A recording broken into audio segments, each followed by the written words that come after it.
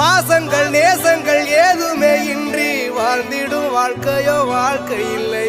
பிரிந்தே நாம் வாழ்கின்ற போதிலும் நினைவுகள் நம்மை சேர்த்திடுமே.